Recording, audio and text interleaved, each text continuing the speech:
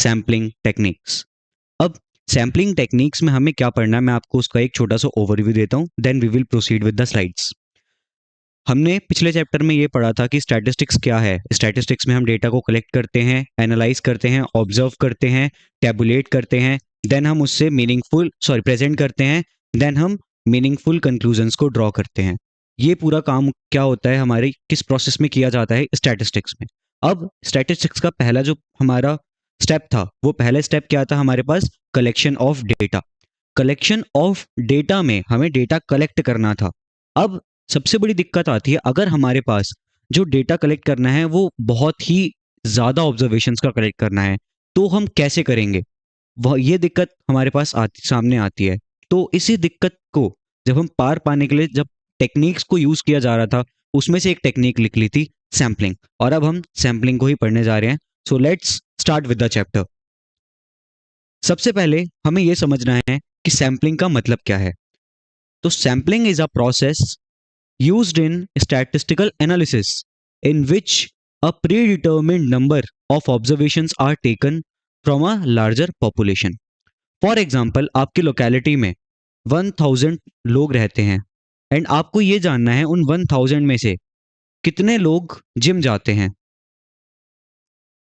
ठीक है, अब ये आपको ये जानना था कि इस 1000 लोगों में से, 1000 तो चलो एक छोटा नंबर हो गया, हम मान लेते हैं 1,00,000 लोग आपकी लोकेलिटी में रहते हैं और आपको ये जानना है उसमें से कितने % लोग जिम जाते हैं। तो आप क्या 1,00,000 लोगों के पास जाकर डेटा कलेक्ट करेंगे? अगर आप ये करने जाएंगे तो आपका टाइम का वेस्टेज होगा, आपके मनी का वेस्टेज होगा। तो आप क्या करेंगे इससे बेटर कि आप 1,00,000 में से कुछ सर्टेन लोगों को चूज करेंगे और उन सर्टेन लोगों को चूज करके आप देखेंगे कि इनमें से कितने % लोग जिम जाते हैं।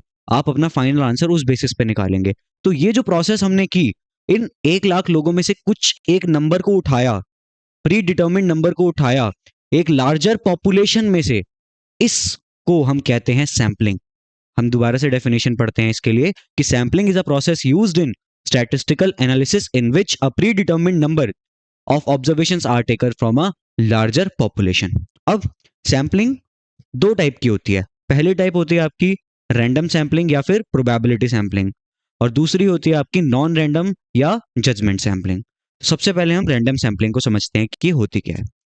रैंडम सैम्पलिंग का सिंपल सा मतलब यह है, एक ऐसी सैम्पलिंग, एक ऐसी टाइप की सैम्पलिंग जहां पर सभी के सभी ऑब्जर्वेशंस जो आपकी हैं, सभी के सभी आइटम्स जो आपकी पॉपुलेशन में हैं, उनके सेलेक्ट होने के चांसेस इक्वल हैं। आई रिपीट, रैंडम सैम्पलिंग एक ऐसी सैम्पलिंग होती है जहां पर जितने भी आइटम्स आपके पॉपुलेशन में प्रेजेंट हैं, उनके सेलेक्ट होने के चांसेस इक्वल होते हैं। इसे हम कहते हैं रैंडम सैम्पलिंग। और अगर उनके चांसेस इक्वल नहीं होते सेलेक्ट के, उनके चांसेस इक्वल नहीं होते सिलेक्शन के, उसे हम कहते हैं नॉन रैंडम सैम्पलिंग या फिर judgment sampling. So now let's read the definition. A probability sampling method is any method of sampling that utilizes some form of random selection. In order to have random selection method, you must set up some process or procedure that assures that the different units in your population have equal probabilities of being chosen. मतलब अगर उनकी equal probabilities हैं, equal chances हैं of being chosen as a sample, तो इस type के method को हम क्या कहते हैं, रैंडम सैम्पलिंग। और नॉन रैंडम सैम्पलिंग में क्या होता है, a type of data where all the elements do not have equal probabilities of selection. I hope आपको ये क्लियर हुआ होगा कि सैम्पलिंग है क्या और सैम्पलिंग कितने टाइप की होती है। Now let's move on to the next topic, जो कि है आपका टाइप्स ऑफ रैंडम सैम्पलिंग। अब हमें यह समझ आ गया कि सैम्पलिंग क्या है। सैम्पलिंग दो तरह की है, रैंडम और नॉन रैंडम। अब हमें यह जानना है कि जो रैंडम सैम्पलिंग में कितने तरीके ऐसे हैं जिससे आप अपने सैंपल को इकट्ठा कर सकते हैं। Let's start with the topic simple random sampling. सबसे पहले आपको पढ़ना है simple random sampling. Simple random sampling में आप कोई भी मेथड यूज नहीं करते, आप डायरेक्टली पॉपुलेशन को देखते हो और कोई भी रैंडम चीज को सिलेक्ट करते हैं। Just a second, I am sorry, let's proceed. हम पढ़ रहे थे simple random sampling. Simple random sampling में आप क्या करते हैं, आप पॉपुलेशन को देखते हैं और पूरे पॉपुलेशन में से रैंडमली किसी भी आइटम को सिलेक्ट करते हैं और उन्हें साइड में रख देते हैं एज अ सैंपल। यही चीज यहाँ पे लिखी हुई है। Simple random sampling select sample by methods that allow each possible sample to have equal probability of being picked and each item in the entire population to have equal chance or being included in the sample। इसमें हमें कोई method का use नहीं करना होता, इसमें हम directly बस पॉपुलेशन को देखते हैं, उसमें से किसी भी आइटम को रैंडमली सिलेक्ट कर देते हैं, उससे हम क्या निकालते हैं, अपना सैंपल निकाल लेते हैं। दूसरा मेथड है आपका सिस्टमेटिक सैम्पलिंग। सिस्टमेटिक सैम्पलिंग में क्या होता है कि आप पहले अपनी जो जितने भी एलिमेंट्स हैं आपके पॉपुलेशन में, आप उन्हें अरेंज करते हैं। अरेंज कैसे करते हैं? या असेंडिंग ऑर्डर में या डिसेंडिंग ऑर्डर में, या फिर आप टाइम के बेसिस पे करते हैं कि जो पहले हुआ है, जिसकी अकरेंस पहले हुई है, आप उसे पहले करते हैं, या आप उसे जोग्राफिकल रीजन के अकॉर्डिंग अरेंज करते हैं। सबसे पहले आप क्या करते हैं? बस डेटा को अरेंज करते हैं। डेटा को अरेंज करने के बाद आप किसी nth आइटम को सिलेक्ट करते हैं।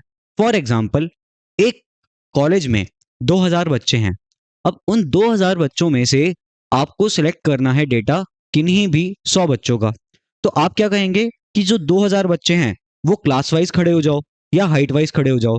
उसके बाद आप कहोगे कि हर 10वां बच्चा साइड में आ जाओ। इससे क्या होगा? जो आपने 2000 बच्चे थे उसमें से हर 10वां बच्चा, यानी पहला, दूसरा, तीसरा, चौथा, पांचवा, छठा, सातवां, आठवां, नौवां, ये बच्चे छूटेंगे, सीधा 10वां बच्चा सामने आएगा। फिर ऐसे 11, 12, 13, 14, 15, 16, 17, 18, 19, ये बच्चे छूटेंगे, 20वां बच्चा सामने आएगा। इस तरीके से आप हर nth स्टूडेंट, यानी हर 10th स्टूडेंट, हर 10वें स्टूडेंट को आप साइड में लेके आएंगे to select as a sample. इस टाइप की सैंपलिंग को आप क्या कहते हैं? Systematic sampling. तीसरी टाइप की आपकी सैंपलिंग होती है स्ट्रेटिफाइड सैंपलिंग। स्ट्रेटिफाइड सैंपलिंग में क्या होता है?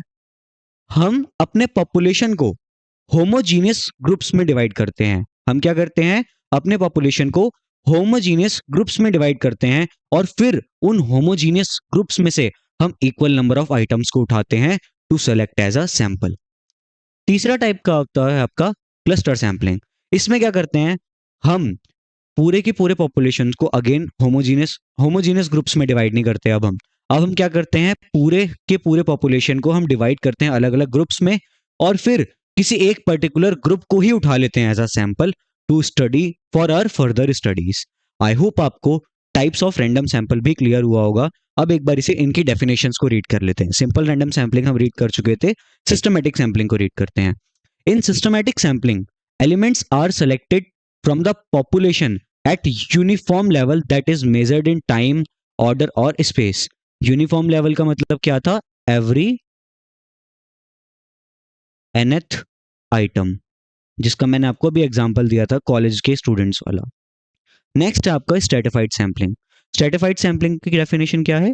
To use stratified sampling we divide the population into relative homogeneous groups called strata, then we draw an equal number of elements from each strata. ये जो आपकी स्ट्रेटिफाइड सैंपलिंग है, ये बहुत इंपॉर्टेंट बन जाती है एग्जाम पॉइंट ऑफ व्यू से।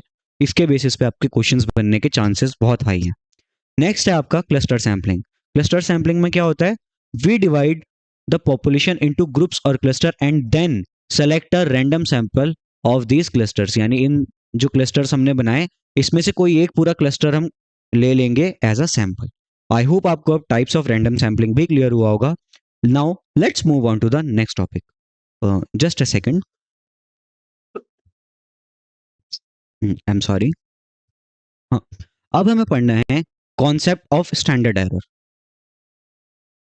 जब हम सैंपलिंग कर रहे थे, तो सैंपलिंग करते हुए हमने एक चीज का ध्यान दिया कि हम क्या कर रहे हैं? पूरे के पूरे पॉपुलेशन को स्टडी नहीं कर रहे हैं, हम पॉपुलेशन का एक पर्टिकुलर पार्ट उठा रहे हैं और उस पर्टिकुलर पार्ट को हम स्टडी कर रहे हैं।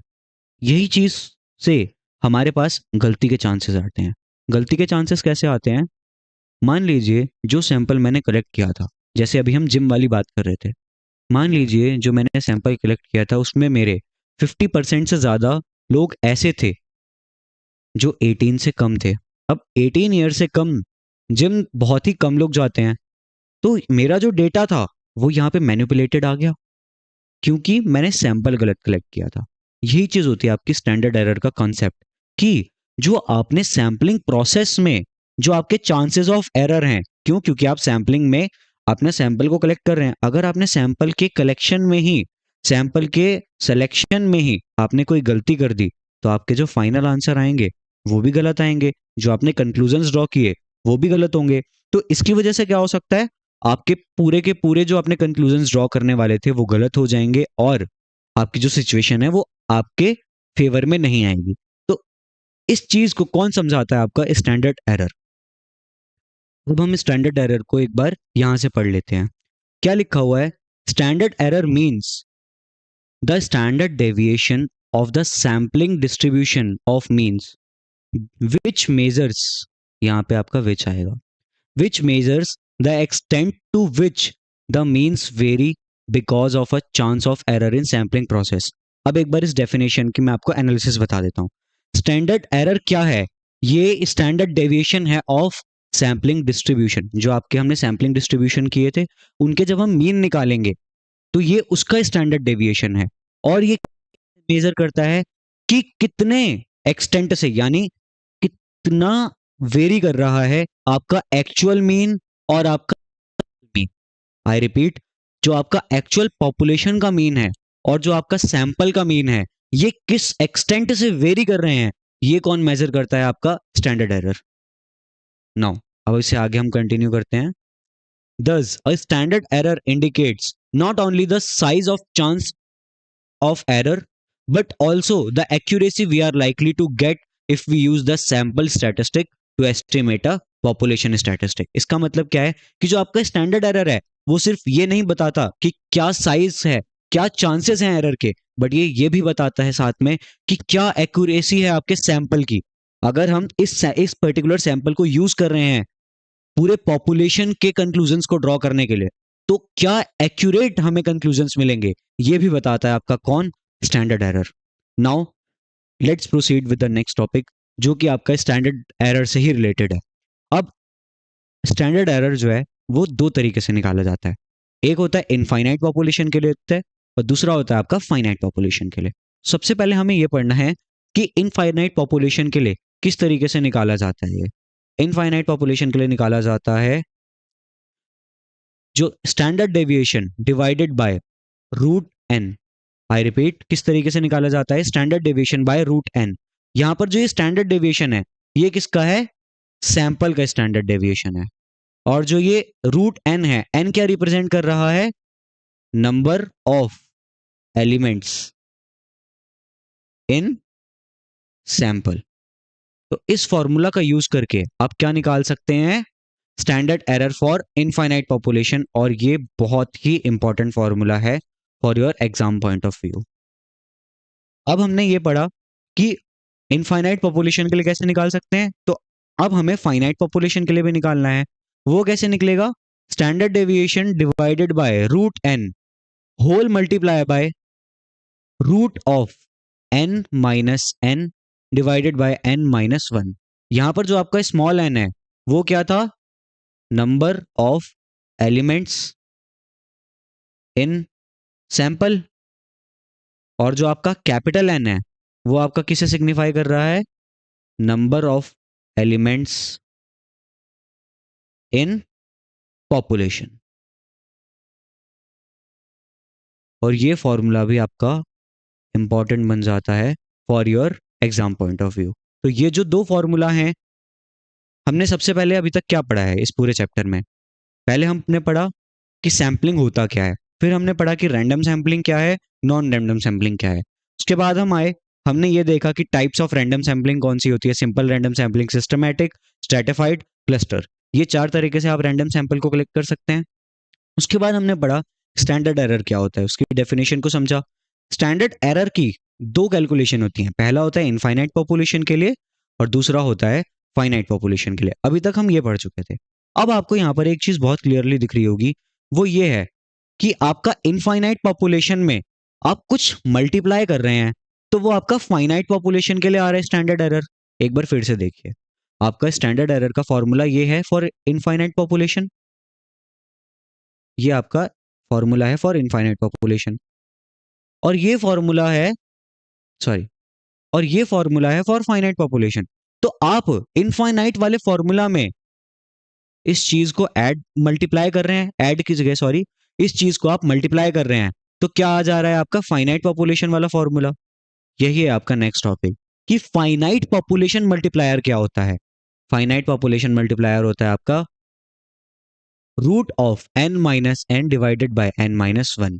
तो जो आपका स्मॉल n है वही रिप्रेजेंट कर रहा है आपका number of items in sample, और जो कैपिटल N है वो रिप्रेजेंट कर रहा है number of items in population. I hope आपको यहां तक भी क्लियर हुआ होगा।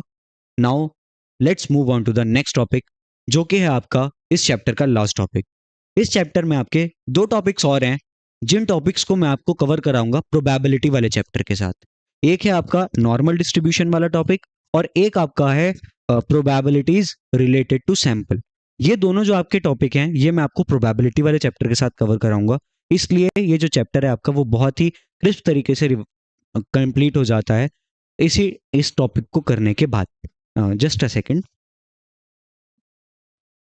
Sorry. Let's move on to the this topic, जो है आपका सेंट्रल लिमिट थ्योरम। अब सेंट्रल लिमिट थ्योरम आपसे क्या कहती है? The mean of sampling distribution of the mean will be equal to the population mean regardless of sample size. Central limit theorem आपसे ये कह रही है कि आपने सैंपल साइज कितना भी लिया हो, आपने सैंपल साइज कितना भी लिया हो, सैंपल का मीन और पॉपुलेशन का मीन ये इक्वल होने चाहिए। अगर ये इक्वल हैं तो ये सेटिस्फाई कर रहे हैं सेंट्रल लिमिट थ्योरम को, अगर नहीं है तो ये क्या कर रहे हैं? सेटिस्फाई नहीं कर रहे हैं सेंट्रल लिमिट थ्योरम को। अब क्या कहती है सेंट्रल लिमिट थ्योरम? इससे हम एनालिसिस क्या कर सकते हैं कि as the sample size increases the sample distribution of the mean will approach normality regardless of the shape of the population distribution. इसका सिंपल सा मतलब ये है कि जैसे जैसे आप सैंपल साइज को बढ़ाएंगे, जैसे जैसे आप सैंपल साइज को बढ़ाएंगे, वैसे वैसे जो आपका मीन ऑफ सैंपल है वो अप्रोच करेगा मीन ऑफ पॉपुलेशन को। क्योंकि आपने जैसे ही सैंपल साइज बढ़ाया, अगर आपका पहले पॉपुलेशन है 1 लाख, आपका पहला सैंपल था 1000, जैसे ही आप उसे 1000 से 10,000 करेंगे तो वो मीन ज्यादा क्लोज आएगा किसके? 1 लाख वाली पॉपुलेशन के। यही चीज आपके आप किससे एनालाइज कर पा रहे हैं? सेंट्रल लिमिट थ्योरम से। उसके बाद this relationship between the shape of population distribution and the shape of sampling distribution of the mean is called central limit theorem। जो आपकी यही रिलेशनशिप है पॉपुलेशन डिस्ट्रीब्यूशन के शेप की और सैम्पलिंग डिस्ट्रीब्यूशन के शेप की, इसे ही हम सेंट्रल लिमिट थ्योरम कहते हैं। और इसी के साथ आपका ये चैप्टर भी होता है खत्म। सबसे पहला जो क्वेश्चन है हमारे पास वो ये है, what is the primary purpose of sampling in bank management. जो आपकी बैंक में मैनेजमेंट है उसमें सैम्पलिंग का मेन पर्पस क्या है, हमें वो समझना है। To obtain and exact figure of a population. अगर हमें exact figure of a population चाहिए तो उसके लिए तो हम सैंपल करेंगे ही नहीं, उसके लिए तो हम कंप्लीट इनुमरेशन पे जाएंगे। जब हम पूरे डेटा को स्टडी करते हैं उसे क्या कहते हैं? Complete enumeration. तो अगर हमें पूरी पॉपुलेशन को पढ़ना है तब हम सैंपल कलेक्ट नहीं करेंगे, तब हम क्या करेंगे? कंप्लीट इनुमरेशन करेंगे। हेंस जो आपका ऑप्शन नंबर ए है वो बिल्कुल भी वैलिड नहीं है। नेक्स्ट जो आपका ऑप्शन है वो है to reduce cost and time in data collection. यही आपका करेक्ट ऑप्शन है। हम सैंपल क्यों कलेक्ट करते हैं? ताकि हमारी कॉस्ट और टाइम वो कम हो जाए डेटा को कलेक्ट करने के लिए। Let's move on to the next question. Next question आपसे क्या कह रहा है? Which of the following is an example of probability sampling method. सबसे पहले हमें ये समझना है प्रोबेबिलिटी सैम्पलिंग मेथड क्या होता है। प्रोबेबिलिटी सैम्पलिंग मेथड होता है जहां पे आपके हर एक आइटम इन पॉपुलेशन के सिलेक्ट होने के चांसेस इक्वल होते हैं। कन्वीनियंस सैम्पलिंग नहीं। कन्वीनियंस सैम्पलिंग में क्या होता है? जो आपका डेटा को कलेक्ट करने वाला पर्सन होता है वो अपने कन्वीनियंस के अकॉर्डिंग डेटा को कलेक्ट करता है, तो वहां पे सभी के सभी जो आपके आइटम्स होते हैं उसके चांसेस इक्वल नहीं होते। जजमेंटल सैम्पलिंग ये भी कुछ कुछ कन्वीनियंस सैम्पलिंग की तरह होता है। फिर आता है आपका सिंपल रैंडम सैम्पलिंग। यहीं पे आपका क्या होता है? सभी के सभी जो आइटम्स हैं पॉपुलेशन में उनके सेलेक्ट होने के इक्वल चांसेस होते हैं। Hence option number C is your correct answer. Now let's move on to the next question. Next question आपसे क्या कह रहा है? What does stratified sampling ensure. जो आपकी स्ट्रैटिफाइड सैम्पलिंग होती है वो क्या इंश्योर करती है? इक्वल रिप्रेजेंटेशन फ्रॉम ऑल सब ग्रुप्स। यही आपका करेक्ट आंसर है। स्ट्रैटिफाइड सैम्पलिंग में हम क्या करते हैं? हम पूरी पॉपुलेशन को कुछ स्ट्रैटा में बांट देते हैं। स्ट्रैटा मतलब क्या होता है? आपके कुछ ग्रुप्स में बांट देते हैं, फिर उन ग्रुप्स में से इक्वल नंबर ऑफ आइटम्स को पिक कर लेते हैं। तो यही आपका ये इंश्योर करता है कौन? स्ट्रैटिफाइड सैम्पलिंग की इक्वल रिप्रेजेंटेशन हो सभी ग्रुप में से। Let's move on to the next question. Next question आपसे क्या कह रहा है, which of the following is a key feature of cluster sampling. Cluster sampling का की फीचर कौन सा है? So option number A is the population is divided into non overlapping groups and a sample is taken from each group. ये तो आपका गलत है। क्यों? क्योंकि आप हम नॉन ओवरलैपिंग ग्रुप में तो डालते हैं क्लस्टर सैम्पलिंग में, बट क्लस्टर सैम्पलिंग में हम क्या करते हैं, पूरा का पूरा एक ग्रुप उठा लेते हैं। उसके बाद क्या करते हैं, हम पूरा का पूरा एक ग्रुप उठा लेते हैं। उसके बाद the sample is selected from each group using, ये भी गलत है। क्या करते हैं हम क्लस्टर सैम्पलिंग में, हम ग्रुप्स में तो बांटते हैं, बट हम ये नहीं करते हर उसमें से थोड़े थोड़े आइटम नहीं निकालते, हम पूरा एक ग्रुप उठा लेते हैं एज अ सैंपल। ये आपकी क्या होती है, cluster sampling. Entire clusters are selected randomly, यही है आपका करेक्ट आंसर। हम पूरे के पूरे क्लस्टर को उठा लेते हैं एज अ सैंपल। तो ये किया किसमें किया जाता है, आपके क्लस्टर सैम्पलिंग में। Hence your option number C is correct answer. Let's move on to the next question. ये क्वेश्चन आपसे क्या कह रहा है, in which situation is a systematic sampling most useful. कौन सी सिचुएशन में आपका सिस्टमैटिक सैम्पलिंग बहुत ज़्यादा यूजफुल है? When the population is very small, जब पॉपुलेशन स्मॉल है तब आपको हर nth आइटम को सेलेक्ट करना ही क्यों है, तब तो आप सिंपल रैंडम सैम्पलिंग कर सकते हैं। When the population is large and homogeneous, यही है आपका करेक्ट आंसर। अगर पूरी पॉपुलेशन बहुत लार्ज है, और होमोजीनियस का मतलब क्या होता है, when every item of population has similar characteristic. जब पूरी पॉपुलेशन के सिमिलर कैरेक्टरिस्टिक हैं तो आप हर nth आइटम को पिक कर सकते हैं as your sample. Hence, option number B is your correct answer. Let's move on to the next question. Next question आपसे क्या कह रहा है, which type of sampling technique requires prior knowledge of the population? कौन सी sampling ऐसी है जहां पे आपको प्रायर नॉलेज ऑफ पॉपुलेशन होनी चाहिए? तो क्वेश्चन सबसे पहला है क्या, simple random sampling. Simple random sampling में हमें ऐसी कोई नॉलेज की नीड नहीं होती। क्यों? क्योंकि वहां पे तो हम किसी भी रैंडम पर्सन को सिलेक्ट कर सकते हैं। स्ट्रैटिफाइड सैम्पलिंग, यही है आपका करेक्ट आंसर। क्यों?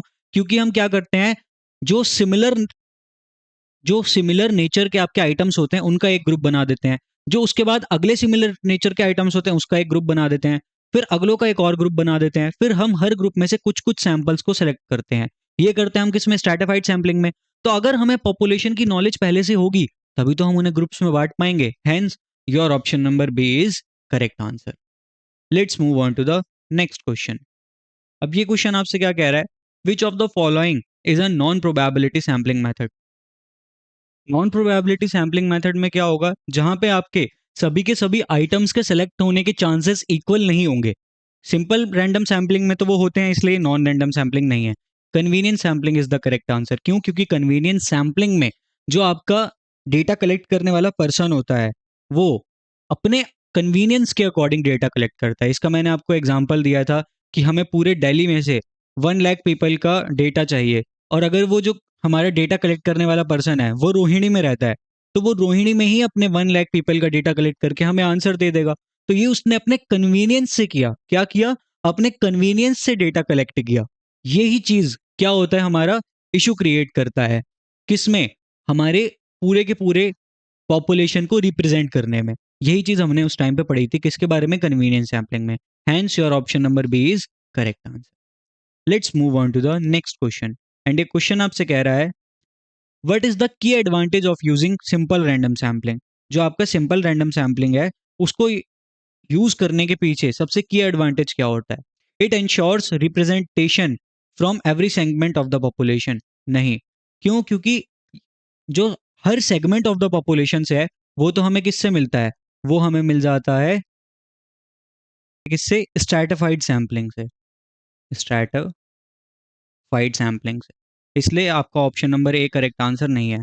It avoids the bias in selection process, यही आपका करेक्ट आंसर। क्यों? क्योंकि सिंपल रैंडम सैम्पलिंग में हमारे पास क्या होता है, हम सभी के सभी आइटम्स के सेलेक्ट करने के चांसेस इक्वल रखते हैं। हम किसी भी आइटम को ऐसे ही रैंडमली पिक कर लेते हैं, तो यहाँ पे आपके बायस जो होता है वो पूरी तरीके से हट जाता है। इसलिए your option number B is correct answer. Let's move on to the next question. Question आपसे क्या कह रहा है, what is the key disadvantage of using convenience sampling. जो आप कन्वीनियंस सैम्पलिंग को यूज करते हैं उसके पीछे सबसे बड़ा डिसएडवांटेज क्या है, सबसे बड़ा नुकसान क्या है? It is time consuming. नहीं, ये तो सबसे कम टाइम कंज्यूमिंग होता है। क्यों? क्योंकि हम अपने कन्वीनियंस के अकॉर्डिंग डेटा सेलेक्ट कर लेते हैं। मैं अगर रोहिणी में बैठा हूँ तो मैं रोहिणी का डेटा इजीली कलेक्ट कर पाऊंगा, मुझे पूरे दिल्ली में ट्रैवल ही नहीं करना पड़ेगा। इसलिए आपका option number A correct answer नहीं है।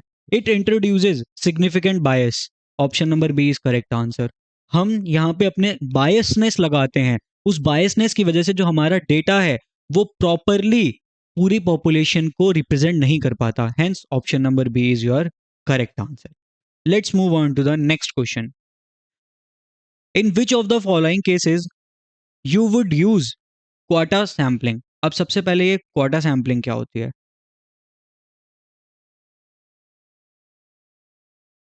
क्वाटा सैम्पलिंग को हम क्लस्टर सैम्पलिंग कहते हैं। क्या कहते हैं? Cluster sampling. When you want to minimise selection bias, जब आपको मिनिमाइज करना होगा तब तो आप सिंपल रैंडम सैंपल यूज करेंगे। When you want to ensure specific characteristics are represented, यही आपका करेक्ट आंसर। क्यों? क्योंकि हम क्लस्टर सैम्पलिंग में क्या करते हैं, हम अलग अलग ग्रुप्स बनाते हैं, उसके बाद एक पर्टिकुलर ग्रुप को उठा लेते हैं। यही चीज किस में होगी? हमारे एक स्पेसिफिक कैरेक्टरिस्टिक को जब हम रिप्रेजेंट करना चाहेंगे, वो चीज हम क्लस्टर में कर लेंगे, क्लस्टर बना लेंगे कैरेक्टरिस्टिक्स के बेसिस पे। उसके बाद हम क्या करेंगे, एक प्रॉपर क्लस्टर को उठा लेंगे। Hence, your option number B is correct answer. Let's move on to the next question. What is the major limitation of using cluster sampling? अगर आप cluster sampling को use करते हैं तो सबसे major जो आपका limitation है, disadvantage है, वो क्या होगा?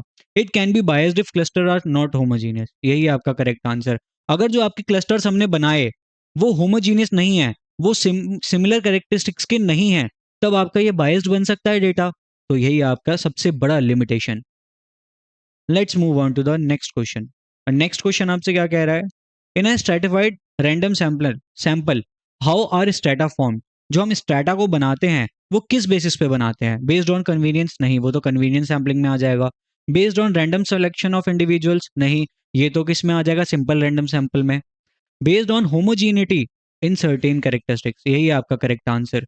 हम सिमिलर कैरेक्टरिस्टिक्स वाले को एक ग्रुप में डालते हैं, फिर नेक्स्ट सिमिलर कैरेक्टरिस्टिक्स वाले को दूसरे ग्रुप में डालते हैं, तो सिमिलर को ही हम क्या कहते हैं? होमोजीनियस डेटा कहते हैं। Hence your option number C is correct answer. Let's move on to the next question. What type of sampling technique would you use if population is very diverse and you need to specify subgroups represented proportionally? अगर हमारा जो data है वो बहुत diverse है, यानी उसमें अलग अलग टाइप के कैरेक्टरिस्टिक्स हैं, और हम क्या चाहते हैं, हर एक सब ग्रुप से प्रोपोर्शनल बेसिस पे हम रिप्रेजेंट करें, तो ये कैसे होगा? सबसे पहले हम बनाएंगे, इसके ग्रुप बनाएंगे। ग्रुप बनाएंगे तो या तो ये क्लस्टर सैम्पलिंग हो सकता है या फिर ये स्ट्रेटिफाइड सैम्पलिंग हो सकता है। तो कन्वीनियंस सैम्पलिंग और सिंपल रैंडम सैम्पलिंग तो कट गए ऑटोमेटिकली। उसके बाद हम हर सब ग्रुप में से रिप्रेजेंट करना चाहते हैं। क्लस्टर सैम्पलिंग में क्या होता है, हम एक ही ग्रुप को उठा लेते हैं, तो इसलिए आपका क्लस्टर सैम्पलिंग तो नहीं होगा। Hence option number B is your correct answer. Let's move on to the next question. Next question आपसे क्या कह रहा है? Which of the following is true about systematic sampling? Systematic sampling में क्या होता है, हम हर nth आइटम को पिक करते हैं। It requires random selection from the population? नहीं। एवरी इंडिविजुअल, ये किस में होता है? ये तो सिंपल रैंडम सैम्पलिंग में होता है, सिंपल रैंडम सैम्पलिंग में। Every individual in the population is given an equal chance of selection, ये भी हमारे सिंपल में होता है, सिंपल रैंडम सैंपल में। Every nth individual is selected, यही आपका करेक्ट आंसर। हमने यही किसके बारे में पढ़ा है? सिस्टमैटिक सैम्पलिंग के बारे में पढ़ा है। Let's move on to the next question. Next question आपसे क्या कह रहा है? In which of the following scenarios would a researcher most likely use a cluster sampling when you need to select individual based on specific criteria? नहीं, अगर हमें specific criteria के basis पे सेलेक्ट करना है तब तो हम nth आइटम लगाते हैं। When the population is large and geographically spread out, यही आपका क्या करेक्ट आंसर। क्यों? क्योंकि अगर आपका जो डेटा है वो बहुत ही बड़ा है और वो ज्योग्राफिकली स्प्रेड आउट है, तो आप इस एक ही रीजन को उठा के उस डेटा को कलेक्ट कर सकते हैं, एंड वहां पे इसे ही हम क्या कहते हैं? क्लस्टर सैम्पलिंग कहते हैं। जब आप एक ही ग्रुप को उठा के उसका डेटा स्टडी करते हैं, तो यही आपका क्या correct answer. Let's move on to the next question. Just give me a second, I am sorry. Okay, तो क्वेश्चन हमसे क्या कह रहा है? Which of the following is a disadvantage of using stratified sampling? अगर हम स्ट्रेटिफाइड सैम्पलिंग को use करते हैं तो सबसे बड़ा डिसएडवांटेज हमारे पास क्या आता है? It is difficult to apply if strata are not clearly defined, यही है आपका करेक्ट आंसर। अगर हम स्ट्रेटा को क्लियरली डिफाइन ही नहीं करेंगे कि हमें स्ट्रेटा किस बेसिस पे बनाना है, स्ट्रेटा मतलब क्या? हमें ग्रुप किस बेसिस पे बनाना है, अगर हम यही क्लियरली डिफाइन नहीं करेंगे तो हम कैसे अपने स्ट्रेटाफाइड सैम्पलिंग को यूज कर पाएंगे। Hence your option number A is correct answer. एक बार हम इसे बाकी ऑप्शंस को भी पढ़ लेते हैं। It guarantees representation from each सब ग्रुप, ये तो इसका एक एडवांटेज है, डिसएडवांटेज थोड़ी है। It is less time consuming, ये भी इसका एक एडवांटेज है, डिसएडवांटेज नहीं है। It requires the use of complex software, software की तो कहीं हमें जरूरत ही नहीं पड़ती स्ट्रेटाफाइड सैम्पलिंग में, इसलिए ऑप्शन नंबर डी भी आपका करेक्ट नहीं है। तो ऑप्शन नंबर ए ही आपका करेक्ट आंसर बन जाता है। Let's move on to the next question. What does a sample mean represent in a statistical study? The average of population, a subset of population used for making inferences, the sum of all individual measurement in the population, ये तो नहीं है। A randomized subset that exclude outliers, ये भी नहीं है, क्योंकि outliers का मतलब क्या होता है, एक्सट्रीम वैल्यूज, और मीन तो सभी की सभी वैल्यूज को कंसिडर करता है। अब आपके इन दोनों ऑप्शंस में से एक ऑप्शन करेक्ट है। जो सैंपल का मीन होता है क्या वो एवरेज ऑफ पॉपुलेशन हो सकता है? नहीं, इसलिए option number B is your correct answer. कई क्वेश्चंस में आपको ट्रायल एंड एरर मेथड से भी लगाना होगा, आपको देखना होगा कि कौन से ऑप्शन को आप एलिमिनेट कर सकते हैं, उसी अकॉर्डिंग आप अपने आंसर को निकालेंगे। एंड यहाँ पे हमने देखा कि ए, सी और डी वो क्या हो गए, एलिमिनेट हो गए, then automatically option number B will be our correct answer. Let's move on to the next question. What is the primary concern when using non-probability sampling techniques? जब हम नॉन प्रोबेबिलिटी सैम्पलिंग टेक्निक का use करते हैं तो सबसे बड़ा concern क्या होता है? Ensuring that sample size is large enough, ये तो हमारा कंसर्न ही नहीं है।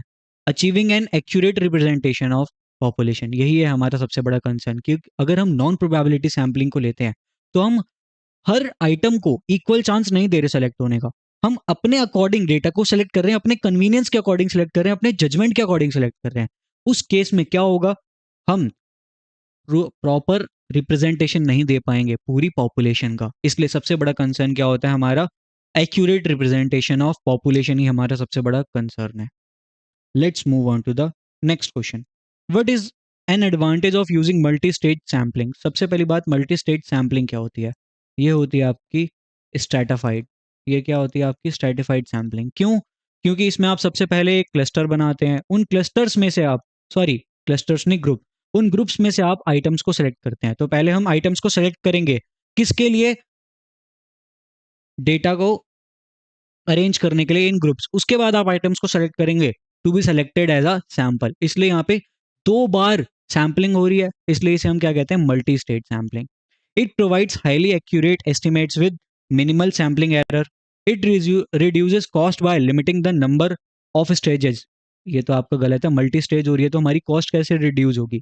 It eliminates the need for stratification, ये भी गलत है, हम तो यहाँ पे स्ट्रैटा ही बना रहे हैं मल्टी स्टेज में। तो option number B and option number D ये क्या हो गए आपके, एलिमिनेट हो गए। उसके बाद it allows for greater flexibility in selecting samples from large population, यही है आपका correct answer.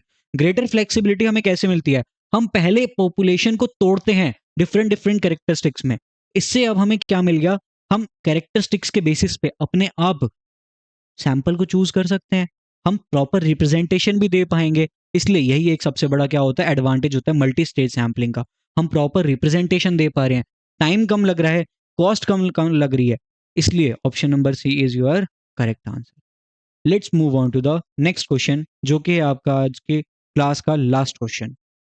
Which of the following best describes the judgement sampling?